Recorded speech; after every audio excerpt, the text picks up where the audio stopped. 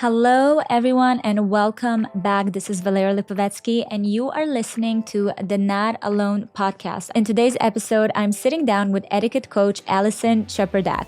She is a coach, a lawyer, a speaker, and a proud creator method member. I love supporting our community of women. Alison has honestly blew my mind. She was once a news reporter and anchor for NBC and then worked at some point in the West Wing at the White House. The woman have seen it all, and that's why I love talking to her about etiquette and what she picked up on through her time on TV, but also in politics. Now, we covered things like handling women's most awkward moments with modern etiquette, how to recover from public embarrassing moments, how to navigate social gatherings, specifically for networking events. Those are always, I find, so awkward.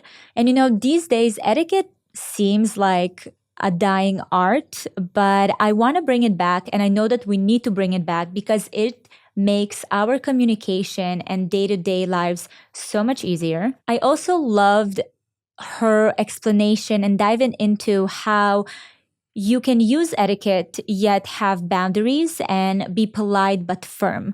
I think that a lot of us are always confused in navigating those moments. But before we get into the conversation, don't forget to leave a comment and rating on Spotify. And don't forget to like and subscribe if you're watching on YouTube. Thank you so much for your support. Let's dive in. Okay, Alison, I feel like I'm a little nervous because I don't want to come off as an uneducated, unmannered woman. Okay, well, don't worry about that. Don't worry about that. And that's what this time is for. So I'm so excited to have you, Alison. I'm so excited to be here. Thank you for being here. It is probably the first time ever I speak to an etiquette coach. Okay. For me, my whole life, I thought etiquette is knowing which spoon or fork to pick up at dinner. So when I started looking at your content and learning more about what you do, I was like, oh, there is just so much.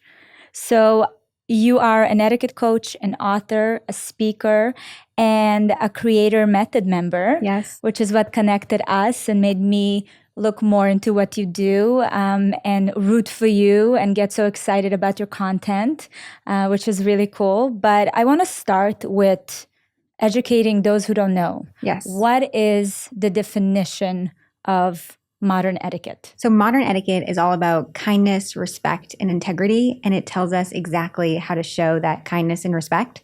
So etiquette is a little bit different than manners. Manners are about respect in all kinds of situations. And then etiquette tells you exactly how to do it. So like an example I like to share is like, if you're going to a Taylor Swift concert, the way that you would behave, like how you would dress and if you would scream and everything that you would do would be different than if you were going to say like a symphony orchestra. So there's different ways that we show our etiquette and show our respect. I didn't know that. Why do you feel like it's so crucial for women today to really understand it and implement it into their lives? So for a couple reasons, I think for one, etiquette is all about showing kindness and consideration to others. So it's a way that we show our respect. It also is a way that we can be less distracted in our conversations. So if you have a really wonderful idea or you have a business proposition, you don't want to be distracted by what do I do during this meal and how do I follow up on that email. You want to have the confidence of knowing what to do in various social situations. So you see, even that perspective is different than what I thought, because when I was looking into all these rules, that's kind of how I looked at it. I was like, oh, this doesn't feel like it has a space in today's time and age where everyone, the messaging is just like, be who you are, say what you want to say, do what you want to do. So it was interesting to me, like, how do you implement these rules into that frame of mind? Yes. And I think there's a lot of misconceptions about etiquette. One, that it only applies in formal situations, which it actually applies in all situations. It just looks a little bit different. Like we can't send an out of office email reply and say like, I'll have no etiquette, no kindness or dignity for the rest of the weekend. Right. It's something that applies no matter where you are. And then I think another misconception is that it has to do with money or formality when that's also not the case. And another thing is etiquette is not about being a doormat and like people pleasing all of the time. I think there can be a lot of confidence in asserting your boundaries and having healthy boundaries when you know etiquette, so you can have a sense of like, oh, what this person is trying to make me do or is trying to manipulate me on is actually not right. So it's like a roadmap to Yes. any situation that you are Exactly. faced with. That's incredible. To me, what is so interesting is that how does someone find herself in the etiquette coach world? I know you were previously an attorney. Yes. How did you make that transition? What made you decide to get into that? So 12 years ago, my husband and I were engaged to be married, and I realized I had all these wedding etiquette questions that I didn't know the answer to. So I grew up in a home where kindness, respect, and hospitality was really emphasized and enforced, but never in any sort of like formal etiquette training kind of way. And then I was engaged to be married, and I realized I had all these questions like, do all of my cousins get their own invitation? Do they each get a +1? How do I address an envelope to a same-sex couple? Like the list just goes on and on and on. And so my mom recommended that I get my first etiquette book, which was the Amy Vanderbilt Complete Book of Etiquette. And I was thinking that I would just flip to the pages that I needed to get a quick answer. And I found myself reading the book cover to cover and many times since then. And then at the time, I was working as a television news reporter and anchor. And then I went on to go to law school, and I worked as an attorney in the private sector, in the government, and in a nonprofit. And all along, especially living in Washington, D.C., where it's such a relationship-oriented town, I saw that there's so many little things that actually aren't that little that make a really big difference. Whether it's people feeling intimidated or distracted by not knowing etiquette or not knowing what to do in certain professional scenarios, or just like, wanting to work with someone because they're pleasant to be around. I noticed that it made such a big difference. So I started sharing on social media. And at first I was a little nervous because I didn't want anyone to ever think that I was judging them. Like if I would ever go to dinner and my husband would tell people that I knew everything about etiquette, I'd be like, okay, great. Now no one wants to eat. But after a while, I was sharing more and more on social media, and it really took off and had enough momentum where I felt the confidence to just go all in. Well, what was fascinating to me is you came into our community to create a method, and I started looking at your content, and it was so beautiful to see how many people crave that information and crave understanding more about themselves and the way they move in the world, the way they communicate. Because to me, now after educating myself with your content, I realize that's what it is. It's like learning how to move in the world in a way where you can bring your message forward, without kind of stumping on anybody or creating any rifts or problematic situations. Exactly. And I know you talk about in your podcast and in your content so much about women and how they're so relationship oriented. And I think understanding relationships and being able to honor relationships really comes back to etiquette. So you know me, I'm always looking for nutritious options to add to my daily routine. And one that I brought back, kind of like a blast from the past, because it was the first ever protein source that I found back in the day, and it just came up for me again, and I brought it back into my rotation. I am now so big into trying to get my protein in. That's why I'm so excited for our next sponsor, Orgain. Orgain is not just any brand. It's truly a leader in real protein powdered nutrition. And I don't know what they've done here, but they truly cracked the code on creating a product that's both good for you and actually tastes amazing, which is very difficult to do these days. Their founder, Dr. Andrew Abraham, left his medical practice to create Orgain, and it is driven by the belief that nutrition can and should genuinely improve lives. So when I went on a goose chase again to try to get my protein back up, when I saw it online, I was like, okay, I have all these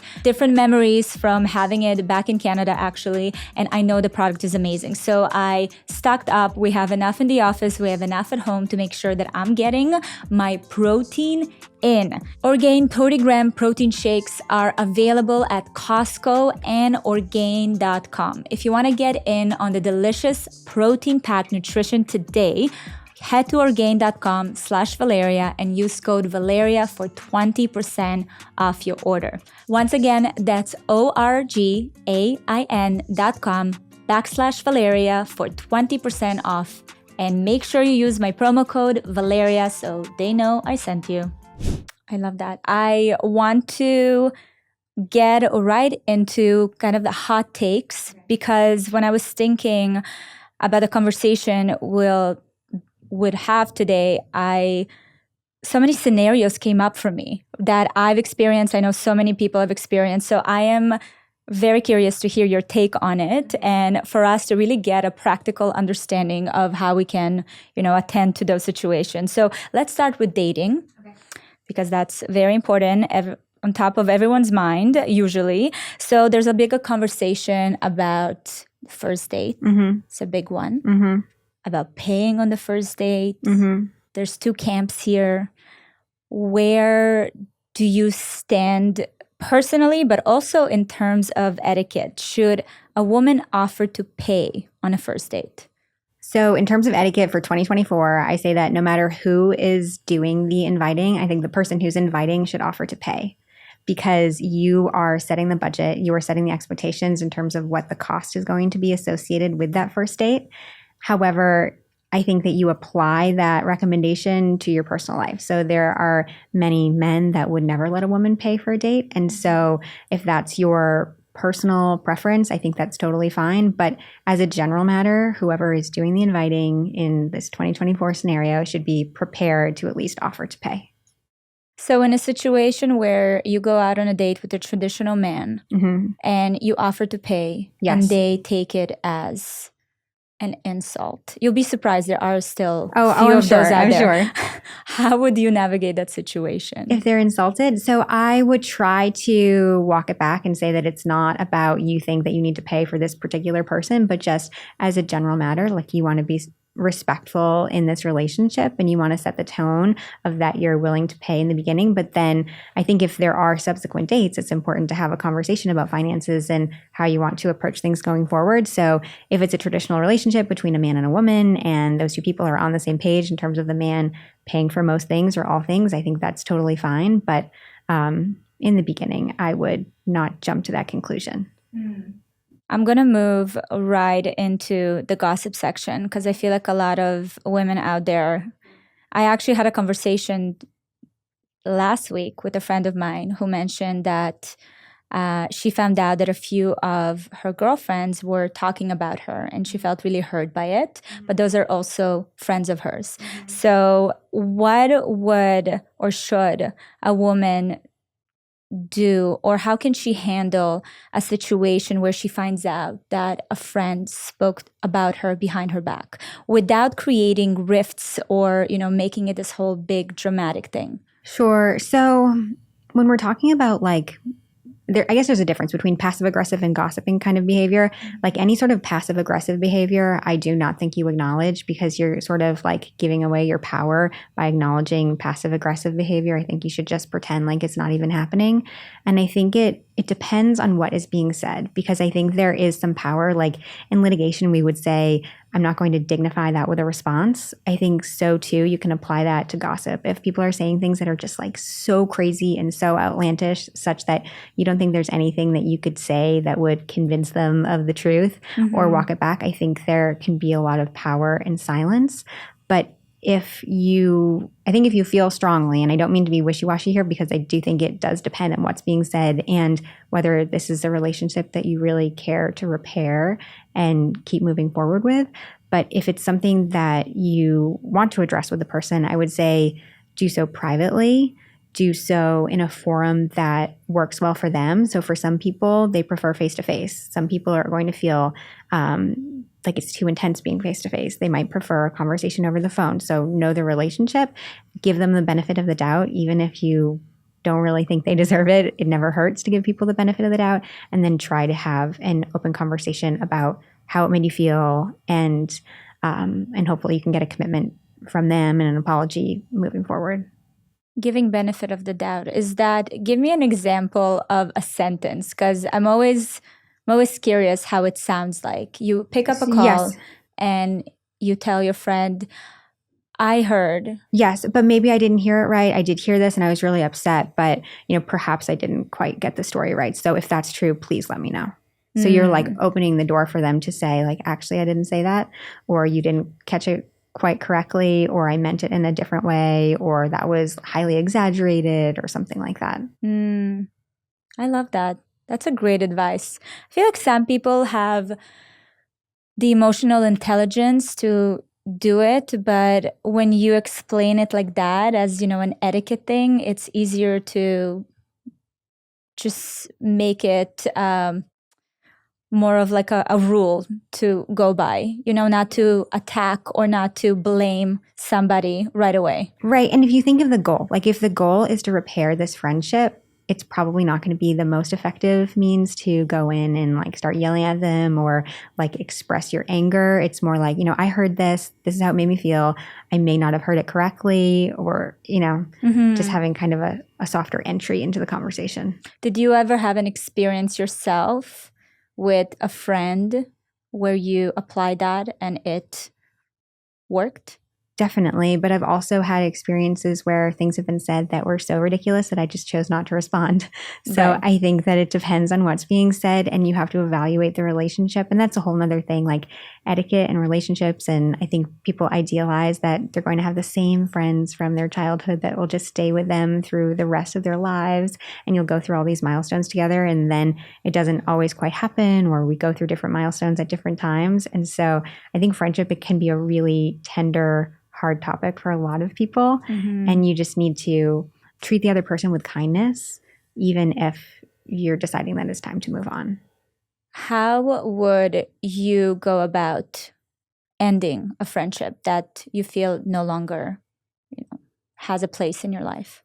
Yes, it's a really hard one, but I think, and it depends on the situation. I think that often there's like a natural attrition or a natural moving apart, like if people are moving out of the area or they're going through a different season of life. But sometimes certain friends have different expectations in terms of the time and attention that you're going to give to them. And if it's becoming difficult to continue that relationship, or you feel like they are turning to you for something that you're not equipped or have capacity to share, like maybe they need professional help or therapy or something like that, I think it's important to communicate that, again, clearly and privately and with love. So I think most of us, I would hope, would still care about someone even if we're deciding to change the nature of a relationship. So communicate that clearly, and also with appreciation for the wonderful moments that you've had together. Because just because you can't have like a girls' night every, weeknight or whatever, because you have, you're married and you have kids, or your life doesn't allow it, doesn't mean that you're not really grateful for those memories that you had. I'm thinking back to all the friends that kind of came and left my life. I don't think I've ever had a conversation of thank you so much for everything. It's time to move on. It's Yes, and I think that I have only had them when I have been kind of pushed to have that conversation, or if people like repeatedly want to get together or something like that. So on very rare occasions, I have kind of had that sort of official closure in writing or through a conversation. I think ideally it happens more naturally. Right. And I do think, so I think probably the relationship endings that we remember the most are the ones that are the most painful, but there's countless relationships that we have that they just kind of softly end because of natural life transitions. Oh, that was really deep. I kind of started thinking about those, certain people throughout my life. Yeah. Let's pause and chat real quick about one of today's sponsors, Green Chef. I don't have to tell you that one of the things that surprised me the most in adulting was the fact that I have to think about meal prepping, about shopping, about preparing the food and cooking. And honestly, the workload of all of that is just too much. And I'm not even talking about paying attention to the fact that you need to eat organic foods. There's just so much going on. But then I found Green Chef, a certified organic meal kit company with so many options for any special diets that you can think of, from keto to paleo, vegan, and gluten-free. And I'm so impressed by the wide variety of ingredient types, but also flavor combinations. Actually, yesterday I had their harissa apricot chicken. It was chef's kiss. Also, some other items that are amazing: the Thai spiced pork with mango kale salad and Moroccan shrimp bisque. I mean, the variety is insane. We're also in the back to school season. Don't let that throw you off your nutritionist path. Green Chef is making it so much easier to stick to healthy eating habits with a new and more flexible menu featuring over 35 customizable recipe options every week. That's crazy. It's basically having a chef at home. Some of the options that they have is doubling your portion of protein or veggies, or swapping to a plant-based protein like organic tofu or tempeh. Green Chef has over 15 recipes every week to support any of the special requests that you have, like dairy-free, gluten-free, vegetarian, and vegan lifestyles. I also love and very much appreciate that most of the recipes are ready in 25 minutes or less. Also, Green Chef is working with ClassPass to support you even further. For limited time only, new Green Chef subscribers will also receive 50 free credits to use at ClassPass. That's about 1 month's worth of membership.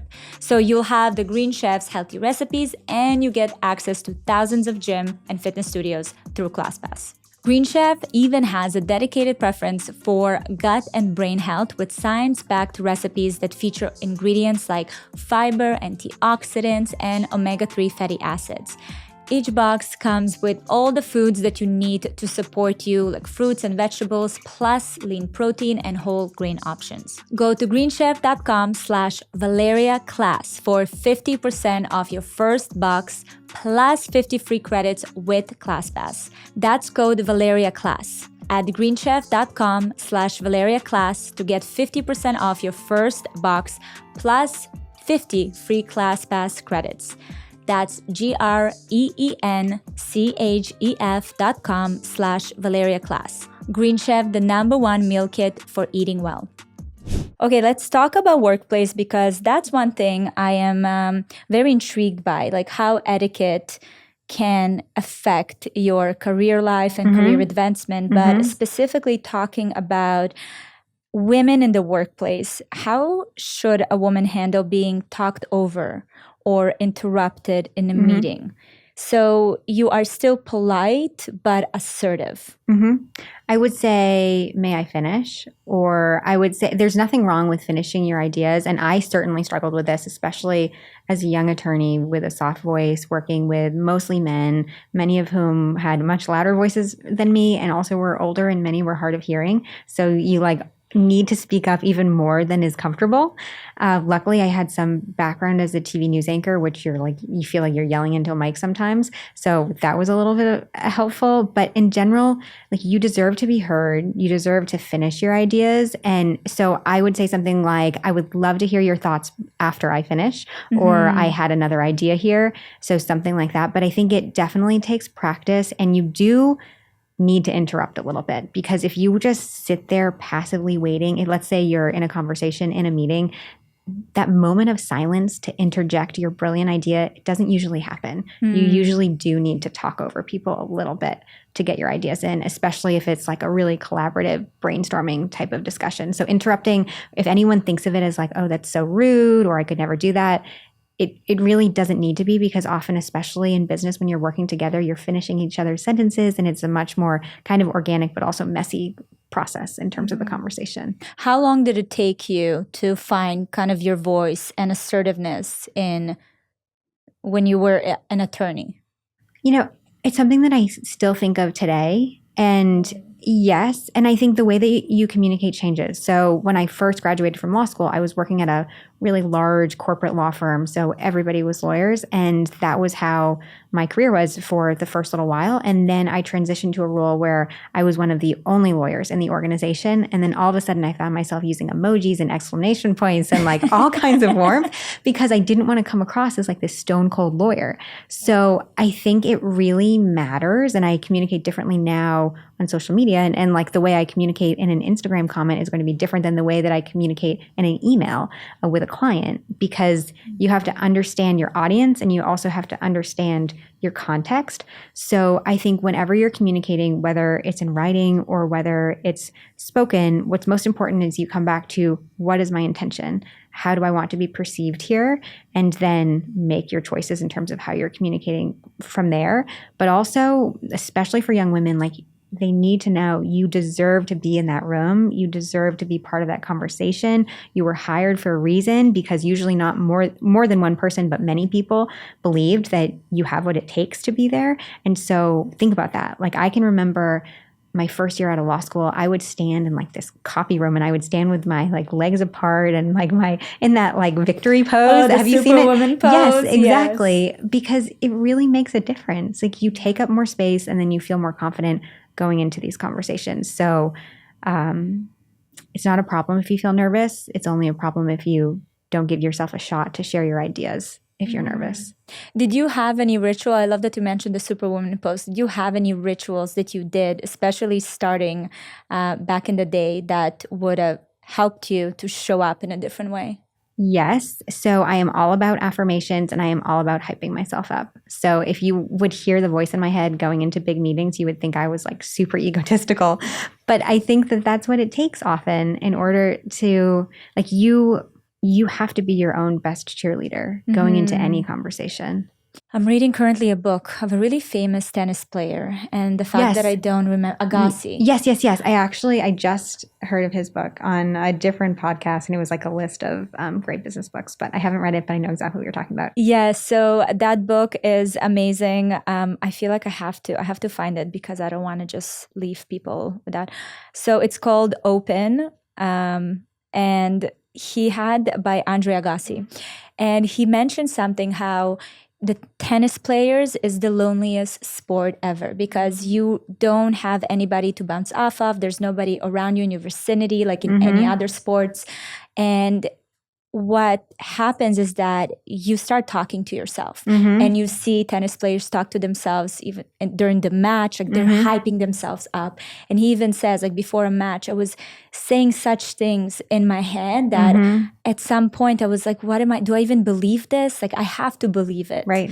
And, it really made me think on how much of it really seeps through, because when we hype ourselves in our heads, for me personally, sometimes I feel like I don't believe my own words. So does it really? You need to believe it. I'm not an expert in affirmations, but I will say I think that if you don't believe it, it doesn't work. So you need to, like, whatever it takes to believe it, I think is really important, because and the way I like to think about it is like, if I wouldn't talk to a friend this way, then I shouldn't be talking to myself that way. And that's not to say, I think there's like this misconception that positive affirmations are like settling or not being a high achiever or not being hard on yourself or not being competitive. And that's not necessarily the case. I think you can hold yourself to really high standards, but then also tell yourself that you're worthy and capable at the same time. Maybe it doesn't click when you're also not taking the action or showing up, right? Totally. Because then it's just words. Okay, that makes sense to me. Just clicked for me right now. Do you feel, and I don't want, this is never a conversation like men versus women ever. I hate those. But you mentioned how you had to adjust your communication skills from you being a reporter, then going into attorney, then being the only attorney in an organization. Do you feel like men go through that as well? Like you mentioned how you cared not to be this, mean attorney in the organization, and you switched to emojis. Yes. So I think that I love men, and I've worked with some fabulous men, and I have some fabulous men who have been great mentors to me. But I will say, I think that women are more relationship oriented. And I think that one of our strengths is communication and being able to connect with people and like feel each other's energies. And I think that's a really powerful thing. And I can remember even when I was in law school and I was doing moot court. And so that's when you are simulating an appellate argument before a panel of judges. And I remember being told that like women can very easily come across as shrill.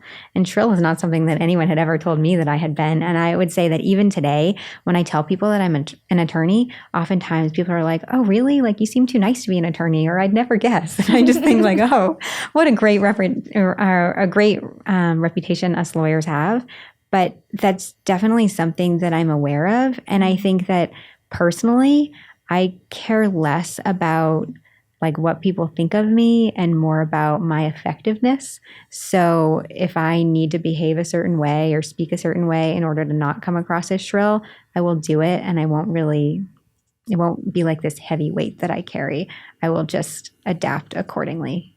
You know what? I think you hit a really, really important point there, because we live right now in an environment where there's a lot of bitterness going on, for women, and understandably so. A lot of the conversation is like, well, would they have asked this if I was a man? Or would I have to think about changing my voice if I was a man? But I love how you just spun it to, it's not about what a man would do.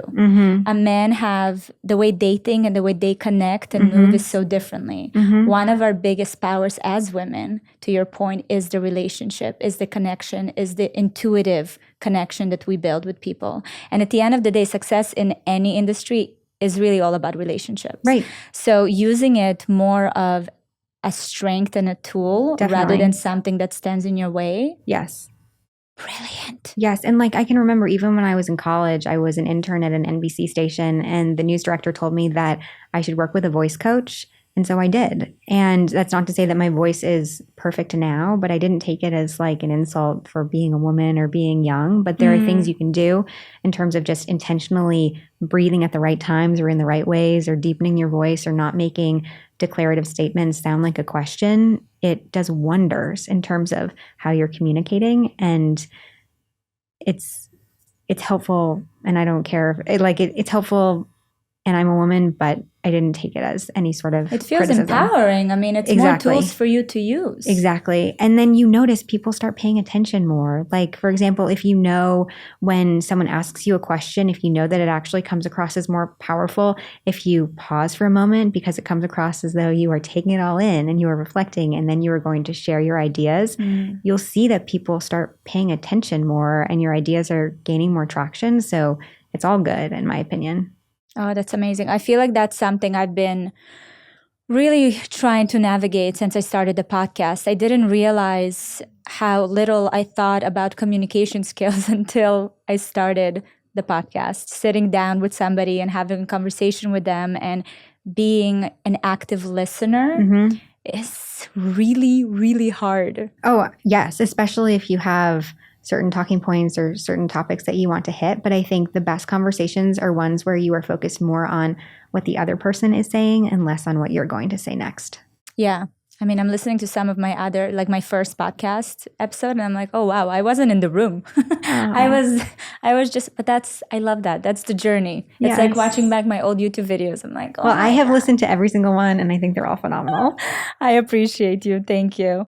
You guys, I love Miami. I really, really do. But I'm so happy to be saying goodbye to this Miami summer humidity and bring in a bit more of that chilly, relaxing coziness of the fall. And that's where today's sponsor, Cozy Earth, comes in.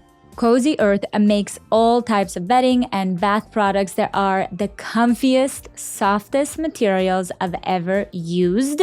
My favorites are their bamboo bed sheets and their pajama sets. And did I have to put on the pajama set for you today? Absolutely not. But did I want to feel the softness and luxuriousness against my skin? Absolutely yes. They also have a brand new puffy sheep slipper, I'll wear it next time, that will go perfect for those cozy fall nights at home. Go to cozyearth.com/notalone and use code Valeria for an exclusive discount for up to 40% off. And if you get a post-purchase survey, please give us a shout out and let Cozy Earth know that we sent you. Wrap yourself up in luxury this fall with Cozy Earth. Let's move to an unwanted attention. Okay. How do women navigate gracefully with catcalling, inappropriate comments? How do you deal with that in a professional setting specifically? Because that one feels scarier to navigate. In a professional setting, I would ignore it. But I also, and some people will disagree about this, I think that the way that you dress also needs to be in keeping with the perception that you want to come across. So, for example, if you're traveling for work and it is at a resort location and you don't want to be getting lots of attention, I think that you shouldn't be wearing the most revealing clothing in the world. I think if you want to be seen as really professional and perhaps more conservative, especially if you work in a more conservative field, then all of your wardrobe choices should be consistent with that intention. Well, I had a little bit of that argument with Gary over the weekend. I was speaking at VCon. Yes. And the dress code was business casual. And for me as a content creator, I'm like, what does that even mean, business casual? Our business is very different than most professional settings. Yes.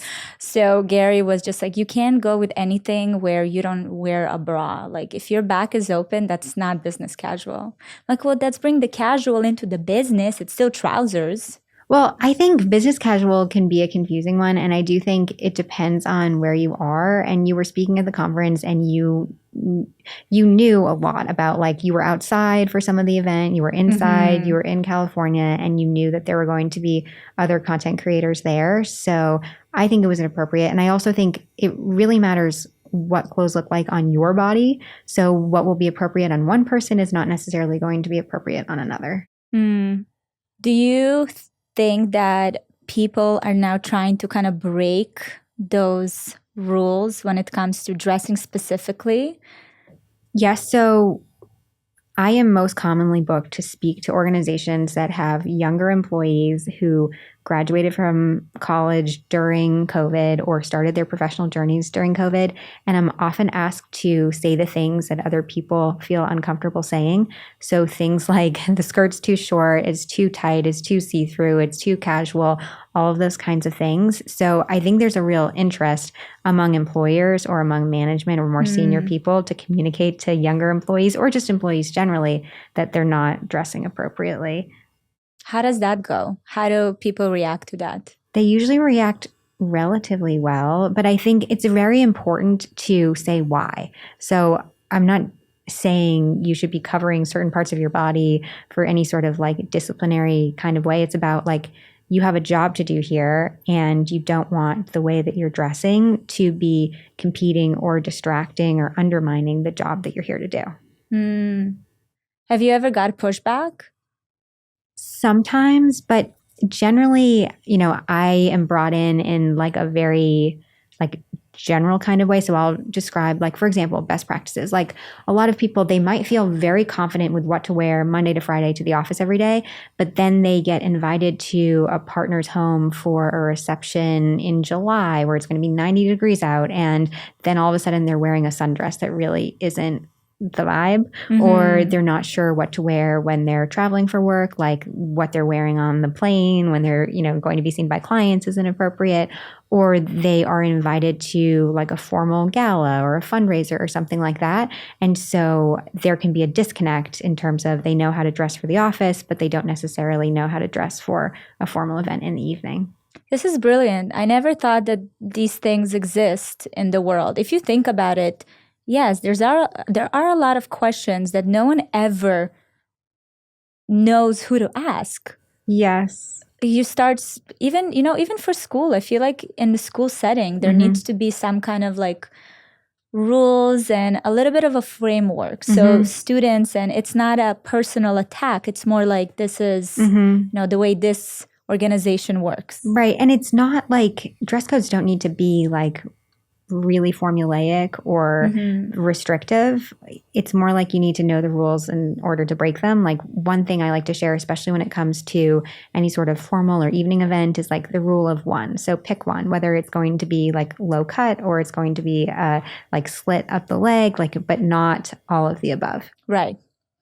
I mean, I preach that message as well. I always talk about it. You can't have it all. You can't have the color and pattern and slits and open back and low cut and all the things. Gotta pick one. Exactly. I agree with you. So let's talk about backhanded compliments. Okay, backhanded compliments can be the worst, but I think some ways that I respond to that are asking them to repeat themselves. Because oftentimes people will walk it back if you give them a chance to repeat themselves. So you'll say something like, did you just say, and then you can say what it was. Or you could say, I didn't quite hear you. What was that? And then they may not say it again, or they may soften it a little bit. Or if it's something like, why are you so overdressed? Or why are you so dressed up? You can say like, I chose this outfit and I really like it. Thanks for noticing. So making it into a compliment. Yes. Yes. Very interesting. What about feeling excluded? How do you navigate that when you are not invited to an event? It can be either professional or personal, and you want to bring it up, but you also don't want to sound petty. I think it's hard to bring up, but if it's something that's on your heart and you feel really hurt, then I would. Like if it's you feel hurt by the relationship, like you're really close with someone, and then you see on social media all these pictures about an event that you weren't invited to, I think that you could potentially bring it up. However, I think it's important in that moment when you're like feeling really hurt about it, that you realize that there may be a lot of factors here, that guest lists are not easy. There may be a reason that's not really that related to you or really not that personal. So I would only bring it up if you feel really strongly that it was something that was damaging to the relationship. The show is sponsored by BetterHelp. Give online therapy a try at betterhelp.com/notalone and get on your way to being your best self. Listen, we all have such packed schedules between the kids' activities, big projects at work, or honestly, even just keeping up with friendships. It's really hard adulting, and it's very easy to let your priorities slip. So even though we know what makes us happy, it's really hard to make time for it. But exactly when you feel like you have no time for yourself, non-negotiables like therapy are more important than ever. What I love about BetterHelp is the fact that it's entirely online. So it's designed to be convenient, flexible, and suited for your schedule. So you don't have to figure out how to add another thing to your to-do list. All you have to do is just fill a brief questionnaire and you get matched with a licensed therapist. And by the way, you can switch therapists at any time for no additional charge, which is a huge benefit compared to the in-person sessions. Now, I know that starting therapy makes people feel quite apprehensive, but even if you feel that something is uncomfortable or unfamiliar, I always say that it is a moment to actually lean into it and explore it even more. I always look at it as a sign. Never skip therapy day with BetterHelp. Visit betterhelp.com/notalone today to get 10% off your first month. That's BetterHelp, HELP.com/notalone. You know what's interesting? I'm asking these questions, and when you answer them, I'm like, yeah, I mean, a lot of it makes sense. But there's so many things that have happened in my life or in my friend's life where people just didn't know how to tackle these situations. Gary had a friend that didn't speak to him for 10 years because he was hurt of where he was sitting in our wedding. Wow. He felt that he was closer to him, but the table that he was sat at didn't feel like, they're this close. So and he never brought it up. So they just didn't talk for 10 years and they just recently reconnected. And Gary just posed the question, what happened? Like, why did we, didn't catch up before? And he told him that. And Gary's like, that I did not have anything to do with the seating arrangement. We had the event planner, we had my mother-in-law, there was, and it just blew my mind. That's a perfect example. Wow. Really? Because you have so many things going into a wedding. A seating arrangement is just one piece of it. And then there's so many dynamics in terms of all the people and who sits with who and like who's near the band and the number of people you can have at every table and who knows each other versus doesn't. But it's easy for someone to feel slighted or disappointed, or they have these expectations and then their experience isn't consistent with their expectations. But that's a situation where I don't think that this friend was in good stead in terms of being so disappointed. However, if you're so disappointed that you're not going to speak to someone for a decade, then that definitely reaches the threshold of there should be a conversation had. Yeah. Also with yourself. Yes. With public humiliation, how do you recover gracefully when you're publicly embarrassed or humiliated? If you have, and that happens to so many of us, but like a wardrobe malfunction or you trip over something or, something happens. Yes. How do you recover? So the first thing I think about, I grew up figure skating. I don't know if we talked about that, but I competed in figure skating for years. And so you learn how to just pick up like it never ever happened. And it was part of the choreography. And so that is what I would try to do. Just keep your head up and keep going forward and be proud of yourself for doing it. And everybody slips up. Everybody has moments. If you did something wrong that requires an apology, apologize and move forward. Nobody's perfect. It happens to everybody. I feel like a lot of the times I create a joke out of it just to like bring Yes. everyone in. Sure. That helps the situation. I think we forget how awkward everyone else is as Yes. well. And also, most people are not paying attention to you at the level that you might think that they are. And I'm not trying to say that you're not important. No, but- that's straight up the best thing you can learn. Mhm. The earliest you learn it, the better. Mhm. No one cares that much Mhm. about you. Yes. And we're in this information age where there's just so much information and content coming at us at such a rapid speed that whatever humiliating thing that you did today, it'll be old news very soon.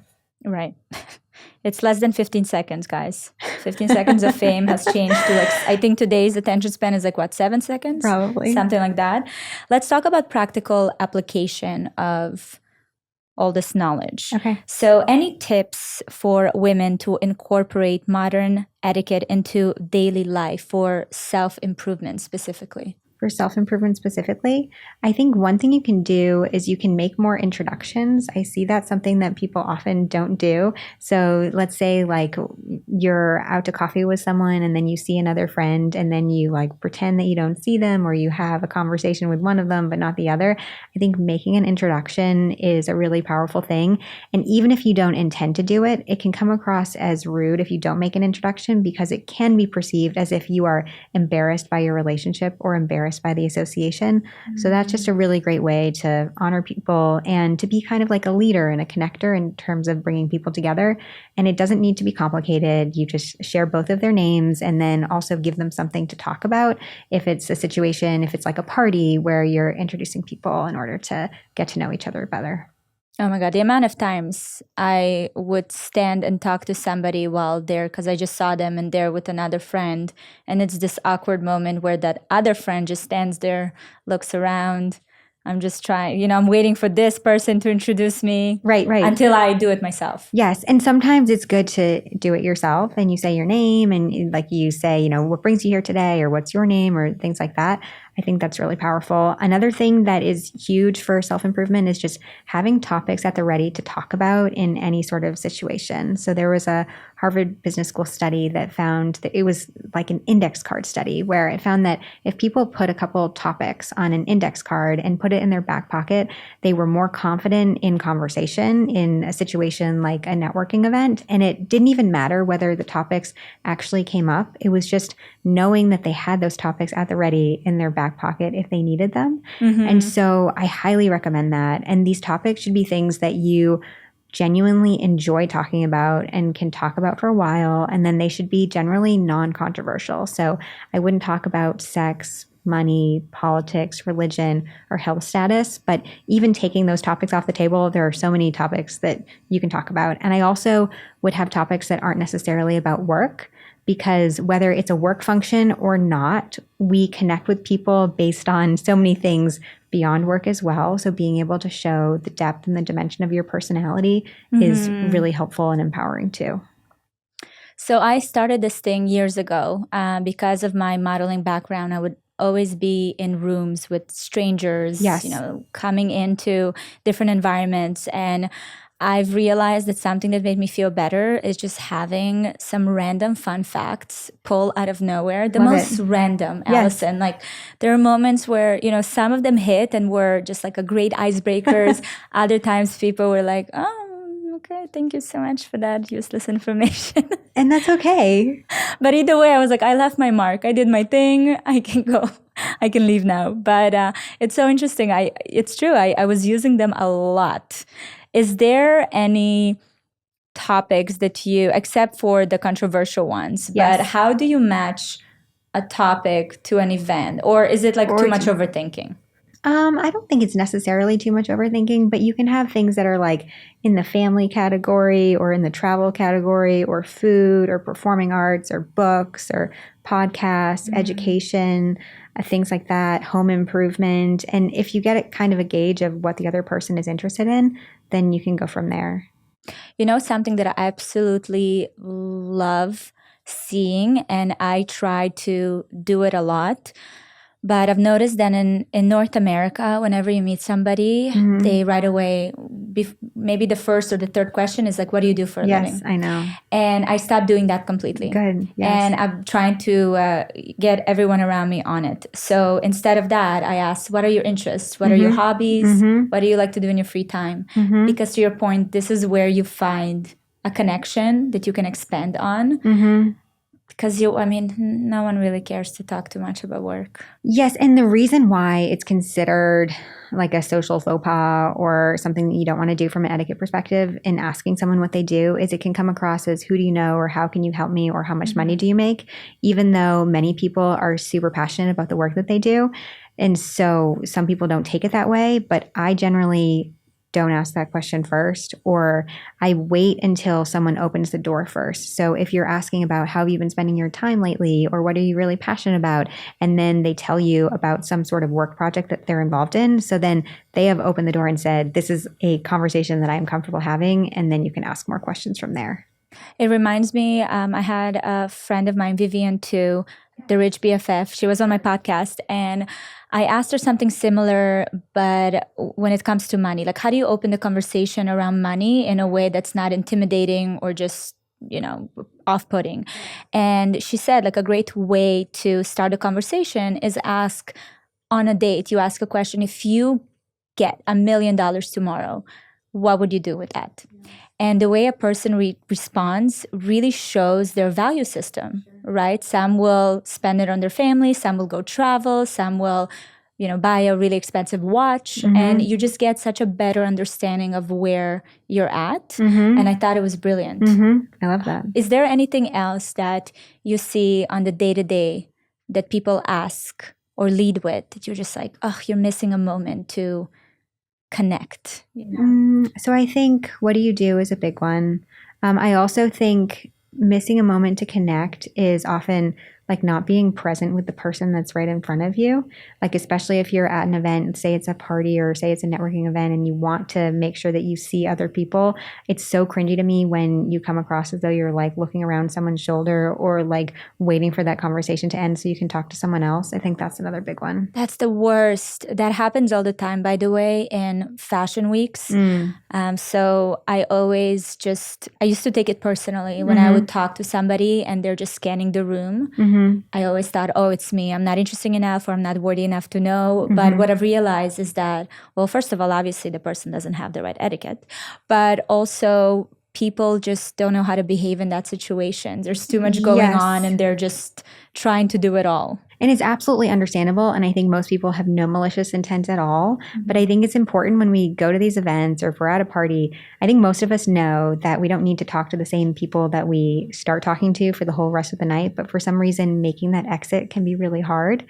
And so with practice, it becomes easier. And number one, I recommend not lying. So be honest. Don't say, I'm going to run to the restroom or I'm going to get a drink and then I'll be right back if that's not really your intention. Instead, if it's someone that you're really close with, you could say like, let me give you a hug. I want to say goodbye. It was so great to see you. And then talk about something or mention something that you actually talked about. So I so enjoyed hearing about your trip to Italy. I hope you have a great rest of the night. So it shows that you were paying attention to what the person was talking about. You are really like closing this moment, giving them a hug, saying goodbye, and then you're moving on. Oh, I love that. But how do you do that if, let's say, you're at a dinner table? It's a little harder when you obviously sit, there's seating arrangements, but you do want to get up, you want to mingle, you want to meet other people. Yes. So at a dinner arrangement, in an ideal situation, you would have a cocktail hour or some sort of reception before you sit down. And so that would be your moment to mingle and move around. And then when you're seated, I would treat each course as an opportunity to shift your focus. So if you're talking to the person on your left side over the appetizer, then talk to the person on your right when you're having the main course, especially if it's a scenario where it's like there's a high centerpiece and you can't really have a conversation with the people across from you. And then if it's a scenario where you're going to get up, I would wait till at least after the main course. Sometimes if you're at a wedding, let's say the dancing is happening while dessert is being served, and that could be a moment, but I would say don't get up during the main course, ideally. What about a scenario where you are during a cocktail hour? You really want to walk around, you want to network, you want to meet new people. Yes. Because we tend to go to the people that we know. Right. How do you enter that? I'm always so awkward with that. How do you enter a conversation, or, if there's a circle that you want to meet the people in it, how do you make that entrance? So the first thing to do to set yourself up for success is you want to arrive earlier. So if an event starts at 6, you want to arrive close to 6, because after more people have been there, people are more kind of settled in their groups, and there is less mingling and there is less moving around. So it's harder to break in. And then you also want to be intentional about where you're standing or where you're seeking out people for conversation. So I don't recommend hovering by the entry or where people are first arriving, because most people, when they're first arriving, they're not quite settled yet. They don't have a drink. They haven't gotten something to eat. They're figuring out who else is going to be there, or they're wrapping up things from work. They're checking their coat, all of that kind of thing. So you don't want to be in the entry level or the entry area, because that's like a more high anxiety place. You also don't want to lurk around the bathroom, because that's just kind of weird. That's weird. Not a great place. But where I do recommend is if it's a smaller event, in the eyesight of the host, because the host is the one who presumably invited everybody. And so they might have an idea of who would like to be introduced to each other, or who would have a good time talking to each other. So somewhere where the host can see you, and or after the bar and the buffet area or the food area, because at that point people have something to eat, they have something to drink, and they're settled and they're ready to socialize. And then to your other question about how do you know if it's the right group to move into or not, it's hard to explain a little bit as we're seated here. But if people have their shoulders in such a way where they're kind of closed off, where you can't really see their center of their body very well, then they are less likely to be open to new people coming into the conversation. So it's a body language. It's very much a body language thing. If they are turned where their hips and their shoulders are facing a little more open, then it means that they're more open to people coming in to join the conversation. Okay, so I see someone that's open. There's 2 people. Very interested in learning more about them. I come up with my drink. They're in the middle of a conversation. Yes.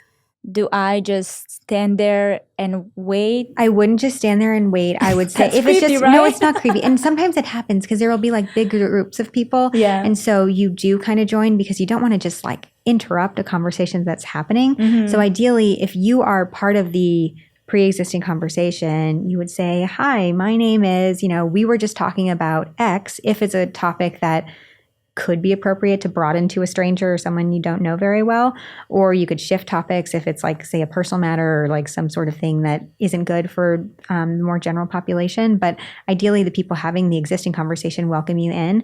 But if not, if we're talking about just 2 people, and let's say you're going to an event and you don't know anyone. It's a networking event. It's a networking event. I would say, hi, I'm Alison, or I would probably share my last name too. I'm from, if I'm representing my organization.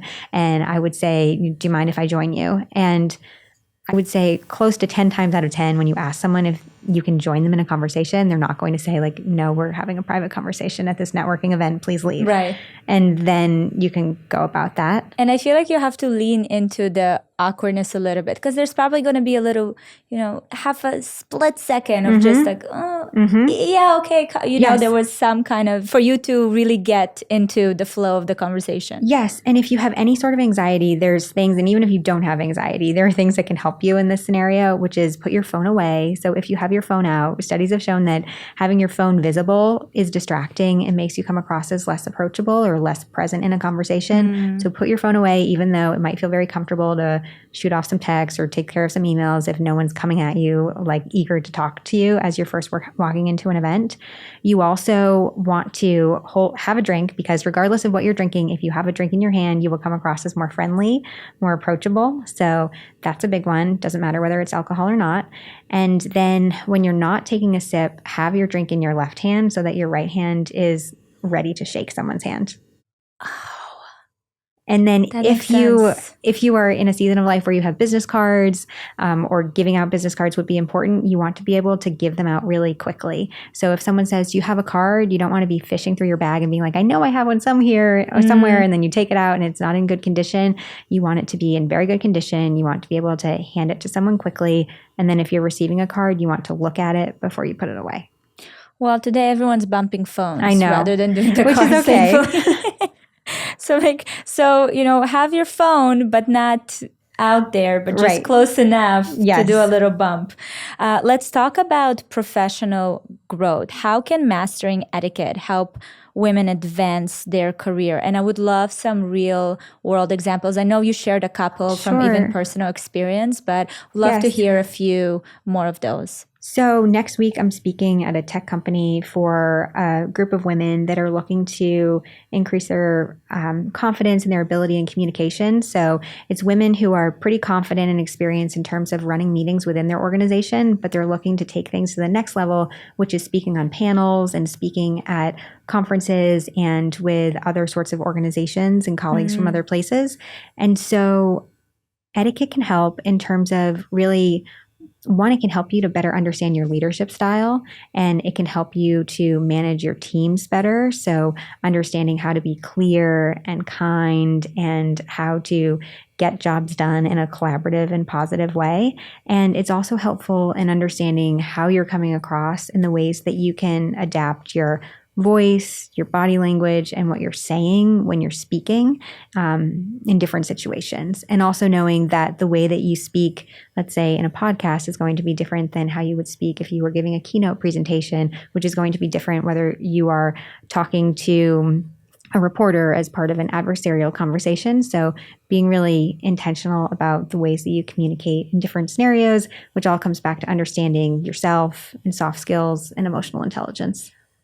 I'm trying to understand how closely tied. I mean, I understand they're closely tied, the communication skills and etiquette, but through etiquette, how do people understand their communication skills? That's where I have a disconnect. So etiquette is so much more than just like knowing what fork to use. It's also being able to understand your personal branding and being able to make strong first impressions. And so first impressions are things like your listening skills, your body language, like you and I are talking now and we're making eye contact and we're using our hand gestures and we're nodding. So all of that is part of etiquette as well.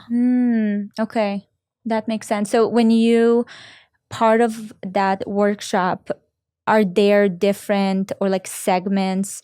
Is that the right word? Like terms for different communication skills? Like, is there 5 buckets where most people fall into?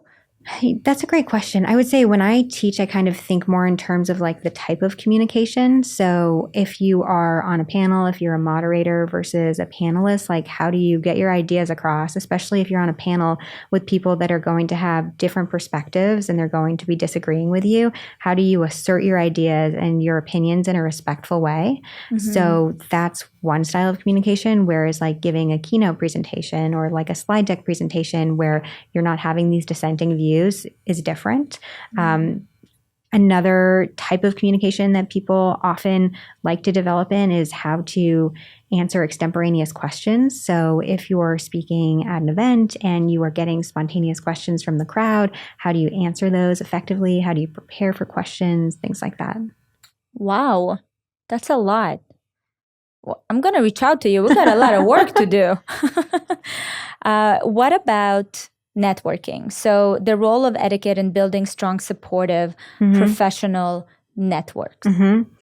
Well, etiquette, networking, it's all about relationships. Yeah. And so we want to be thinking about continuing the relationship in a really authentic way.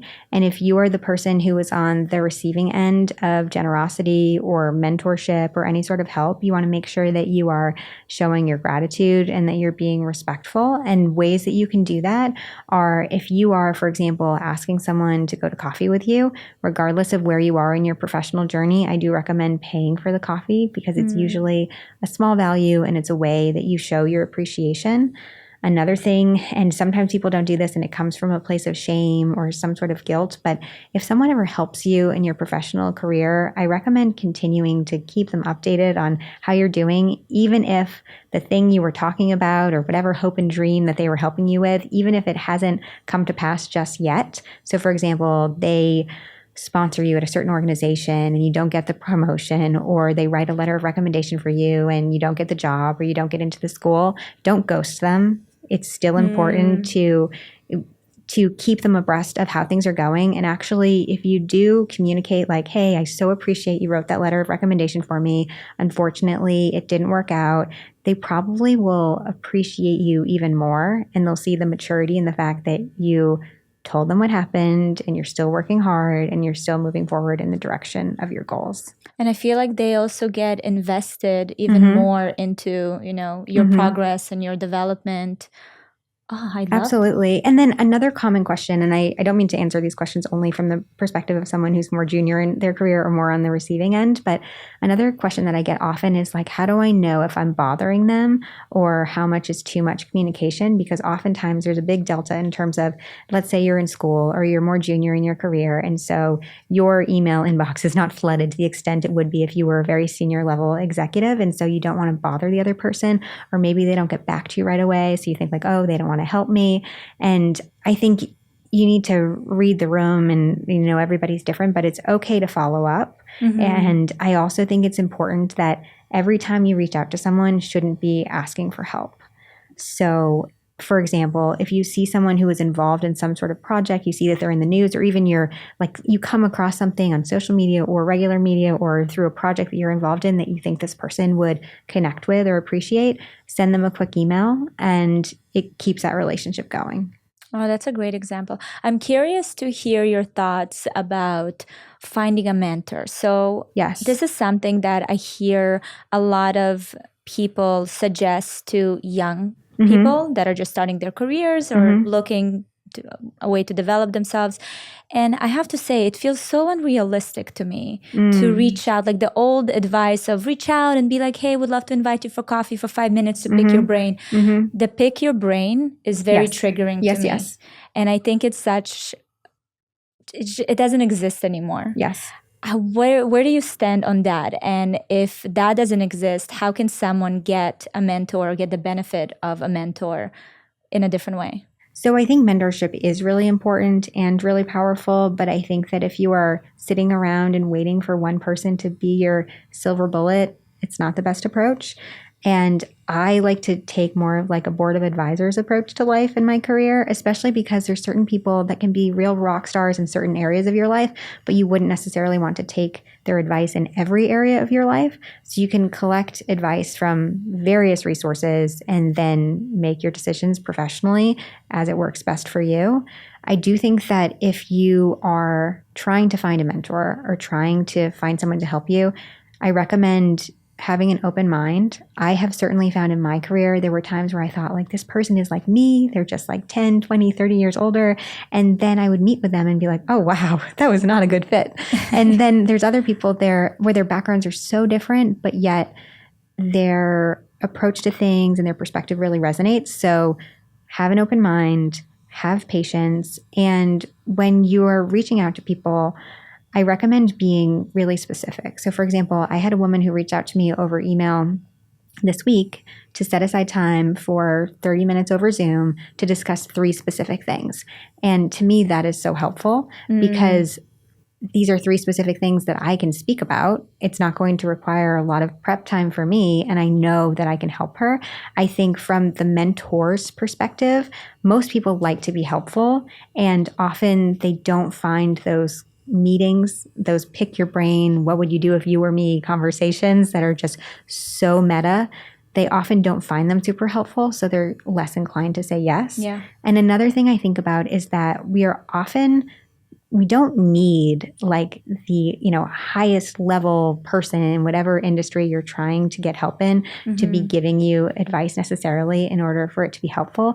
It could be the person who's just a year ahead of you, 2 years ahead of you, because they are kind of closest to what you are experiencing now. So I recommend having a range of voices that you are getting perspective from, whether they are really close to your experience or more senior as well. That's great advice. I appreciate that. Let's talk about foundational values. How modern etiquette helps women build respect and empathy and understanding in a world that is constantly changing. I feel like there are, today there's words or terms you used to use, you can't use them now. There's certain ways that we behaved back in the day, we can't use them now.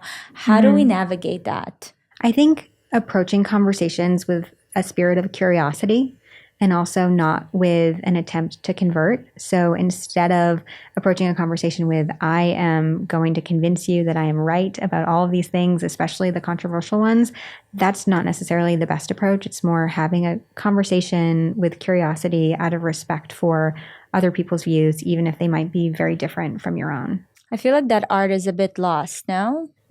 Yes, but I think that if I've seen anything on social media, people really want to be kind and they want to be respectful and they want to feel good about the way that they're treating other people. They're just not necessarily sure exactly how to do it. So if you can think about an example of a conversation that is happening online, how, first of all, what is that example and how would you navigate that?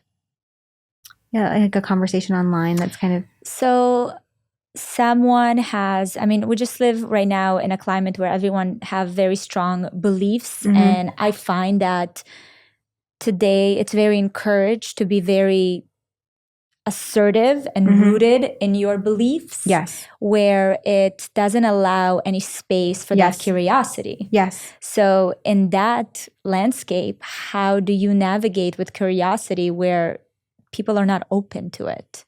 Well, I think being a good example, like a shining light of someone who can evolve, I think it's a beautiful thing. Like, I remember one of my favorite memes is like this caterpillar and a butterfly staring across the table from each other. Maybe you've seen it. And the caterpillar's like, you've changed. And the butterfly is like, yeah, you're supposed to. Yeah. And so I think it's a beautiful thing for our ideas to evolve and to be able to hold space for different opinions. I think it's sad if we think that our opinions are so fragile that we can't be exposed to ones that are different. And if your opinions are so great, then being exposed to other views will only solidify them, and that's fine. Yeah. So I think being an example and a model for others at a time where people are very focused on like really digging in on one side or the other on various issues, I think that would be the best approach. I think we're going to slowly shift away from that. I think that was the effect of social media, that in order to be heard, you have to really yell and feel very certain about it. And I think now, hopefully, we're going to have a little bit of the pendulum swinging somewhere in the middle, where we are able to express our beliefs, but also be open enough to hear others. I think so too. And I think at the end of the day, the most hyperbolic and exaggerated opinions and voices may get the most attention, but it's the ones that are softer and more nuanced that actually change more hearts and minds. If you could think about top 3 etiquette tips for women, what would they be? I would say, can I talk about things we already talked about? Of course. Okay. Number 1, I would come prepared with things to talk about. So when you go to events, have some ideas of topics that you are generally really interested in talking about. I would say in conversation, focus less on what you are going to say next and focus more on listening to what the other person has to say. And then number 3, I would say the biggest etiquette faux pas of all is to use etiquette to make someone else feel badly. So I wouldn't use it to show off, and I would never use it in a way to embarrass people or to publicly make them feel badly in front of others. So with etiquette, especially with friends and in a women community, how do you feel like women just get the idea of it easier, like the etiquette, the flow of conversation and relationship, the communication skills? I do. I think that especially sharing on social media, I have found people are usually in one of two camps. So they're usually saying something like, oh my gosh, I'm so glad someone's finally saying this. Or they're saying, oh, I'm so grateful that I'm finally learning this for the first time. Or I've had all of these questions and I didn't realize that it was all connected back to that. And I think, I mean, our creator method community definitely is a good example of all those women really get it and are really supportive and give me such great ideas as it relates to topics that I can cover in the future and are really encouraging. And so I think a lot of women at their core, whether they realize it or not, they do get it. I would, you know what, it made me think about bringing someone to your corner or bringing someone on your team, especially woman to woman. Is there a way to go about that? To bring a woman to become kind of your cheerleader, if that makes sense. Like the feeling that we have in the creator method community, yes. How do you create that outside in the real world, where I feel like a lot more people are guarded and very picky where they put their energy in? Yes. So I think something that's special about the creator method is I think so often women are afraid to celebrate themselves, or they're afraid to share their achievements because they think they need to be like very demure or like, very whatever. Oh my God, you said demure. I can't escape it. Yes. But I think that the creator method is a special place in that it's a safe space to share your achievements, and what is a win for one person is going to look very different from another person, but we can all celebrate each other. And I think that's a wonderful thing. And so those relationships, while to me, I see them most significantly online, they certainly exist IRL as well. And it's just a matter of seeking people out because we all want to be seen and known and loved and celebrated for our achievements too. And I feel like the way it's been done, I mean, I honestly have never seen anything like it. I've never seen so many women cheering for each other. That's so beautiful. Has it inspired you to move differently outside in your own relationship with other women outside of creator method? So this may not be the answer that you're expecting, but it's actually kind of taken the pressure off of my other relationships because I feel like I get the support from the creator method instead, especially with the social media piece of things or building a business, because I know I have this community of women that get it. And so I don't necessarily need every single person in my life to understand 100% of what I'm going through, but to know that I have this really strong, powerful, robust community of women that do get it, that's enough. Sounds like freedom to me. Yes. I love that. Yeah. Alison, thank you so much for coming here. I've learned so much from this conversation, honestly. I have a lot more things to work on, but I'm going to be listening to this episode over and over again. Would love for you to share where my listeners can find you. Well, thank you so much for having me. It's been a joy and an honor as a longtime listener and follower of all your content. You can find me at Elevate Etiquette on Instagram and all the other social media places. So thanks again for having me. Amazing. Thank you so much for watching this episode. I hope you enjoyed it. Don't miss my newest episode right here. And if you're listening to the podcast on Apple or Spotify, please go and leave a review with your biggest takeaway. I love reading your thoughts. And if you have any suggestions for guests or topics, you can leave them in the comment section. And always remember, you are not alone.